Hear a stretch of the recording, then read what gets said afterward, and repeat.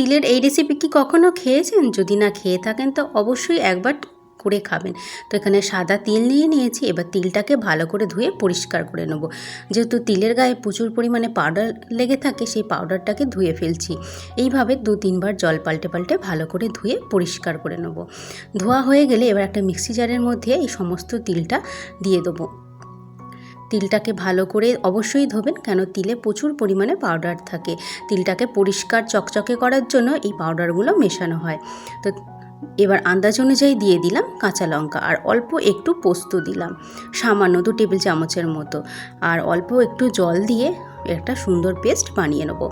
খুব সুন্দর একটা পেস্ট বানিয়ে নিয়েছি, দেখতেই পাচ্ছেন। এবার নিয়ে নিয়েছি পেঁয়াজ, 2টো বড় বড় সাইজ থেকে পেঁয়াজ আমি নিয়ে নিয়েছি। এই রান্নাতে পেঁয়াজের পরিমাণটা একটু বেশিই লাগবে, আর পেঁয়াজটা বেশি দিলে খেতে অবশ্যই ভালো লাগবে। তো পেঁয়াজগুলোকে এইভাবে একটু লম্বা লম্বি করে কেটে নিচ্ছি। সমস্ত পেঁয়াজগুলো কাটা হয়ে গেলে এইভাবে হাতের সাহায্যে পেঁয়াজগুলোকে এবার একটু আলাদা করে নিচ্ছি। এবার একটা কড়াই বসিয়ে দিয়েছি, কড়াইতে দিয়ে দেবো সর্ষের তেল দিয়ে এতে দিয়ে দেবো 2টো শুকনো লঙ্কা ফোড়নে।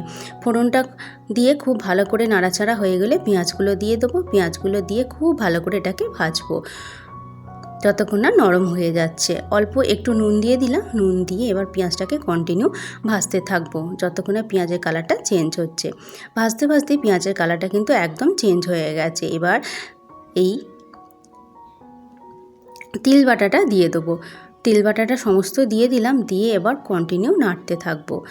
আর যে মিক্সির ধোয়া একটু জল, মানে মিক্সির মধ্যে যে তিলটা লেগেছিল এই জারের মধ্যে, সেটাই একটু ধুয়ে দিয়ে দিলাম, আর আন্দাজ অনুযায়ী অল্প একটু নুন দিলাম। এবার গ্যাসের ফ্লেমটা লো করে রেখে এইভাবে এটাকে রেখে দেবো যতক্ষণ না জলটা শুকনো হয়ে যাচ্ছে। দেখুন জলটা একদম শুকনো হয়ে গেছে। এবার এই তিলটাকে একদম ভাজা ভাজা করে নেবো। গ্যাসের ফ্লেমটা অবশ্যই লো করে রাখবো। লো করে রেখে কন্টিনিউ এটাকে ভেজে নেবো। এই তিল ভাজাটাকে কন্টিনিউ ভাজতে থাকবো, একদম ভাজা ভাজা করে নেবো। তো কিছুক্ষণ ভাজার পর দেখুন কালারটা কিন্তু একদম চেঞ্জ হয়ে গেছে। এইভাবে ভেজে নিচ্ছি, যত ভাজবেন এর টেস্টটাও ততটা বাড়বে। আন্দাজ অনুযায়ী একটু চিনি দিলাম, আর একটু সর্ষের তেল। তিলটা যেহেতু একটু কষা লাগে খেতে, তাই চিনিটা দিলাম, এটা অপশনাল। আর দিয়ে দিলাম সর্ষের তেল, গন্ধটা সুন্দর হবে বলে। তো গরম ভাতের সাথে এই রকম তিলের রেসিপি থাকলে আর কিছু লাগবে না, এটা দিয়ে সমস্ত ভাত খাওয়া হয়ে যাবে। তো আমার এই তিলের রেসিপিটা কেমন লাগলো অবশ্যই কমেন্ট করে জানাবেন। ভালো লাগলে অবশ্যই চ্যানেলটা সাবস্ক্রাইব করবেন আরও নিত্য নতুন রেসিপি পাওয়ার জন্য। তো চলুন আবারও দেখা হচ্ছে অন্য কোনো নতুন রেসিপির সাথে।